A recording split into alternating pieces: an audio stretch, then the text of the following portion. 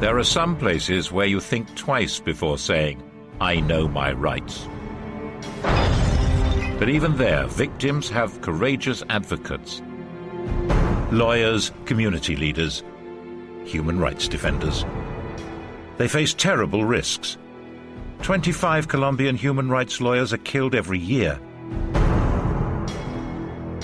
Mexicans defending human rights are in danger. So are Nepalese. I had spent 258 days in military custody. I was severely tortured. 24 hours my eyes were covered with blindfold, hands were tied on back.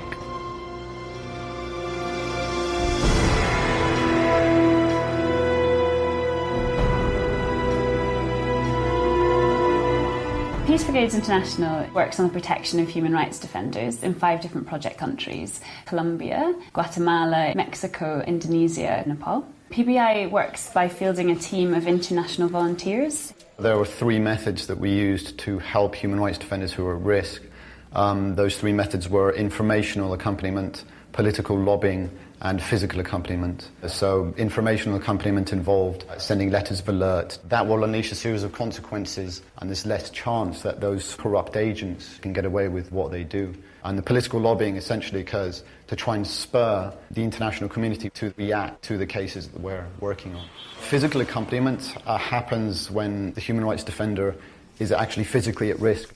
Peace Brigades is based on the principle of non-violence. So we embody that principle by being unarmed. So PBI, instead of bearing arms, we bear vests. But those PBI badges are more than just a label. And potential aggressors, whoever they may be, know exactly what lies behind them. The word international means just what it says. The volunteers are backed up by support networks in 15 different countries.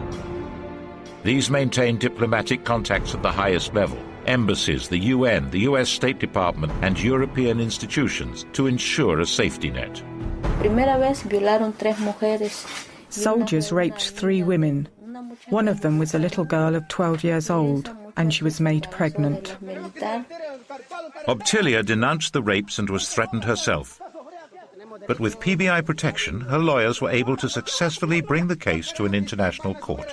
There's a real difference, I find, between wearing a vest and walking around normally without a vest. You're clearly marking yourself out as an observer, as a member of the international community. So if you're alongside a human rights defender who might be going to a police station as part of their work, the police tend to take much more notice.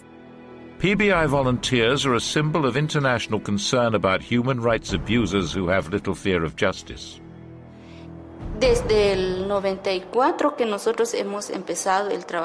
we began with the exhumations in 1994, there have always been threats against the families who want to exhume their relatives. It's very important to us to have the accompaniment to keep us safe. These human rights defenders are the bravest of the brave. PBI supports them, and lawyers all over the world are right behind its wonderful work. I have fresh memories when I got trouble and first time I've been to UN office, OSCHR office, requesting supports. They suggested me, they recommended me to go to PBI office. PBI provides a deterrence effect to open up the space for human rights defenders to work in. PBI's job is to ensure that there are no attacks. No news is good news. It takes enormous courage and dedication and unwavering international support so that the truly brave defenders of human rights can do their work. I hope in the future, not only for Jitman, many Jitmans who are in trouble, many people's human rights defenders, witnesses who are in the trouble, they would get support from the PBI. PBI demonstrates the world's solidarity with those who defend human rights. That can save their lives.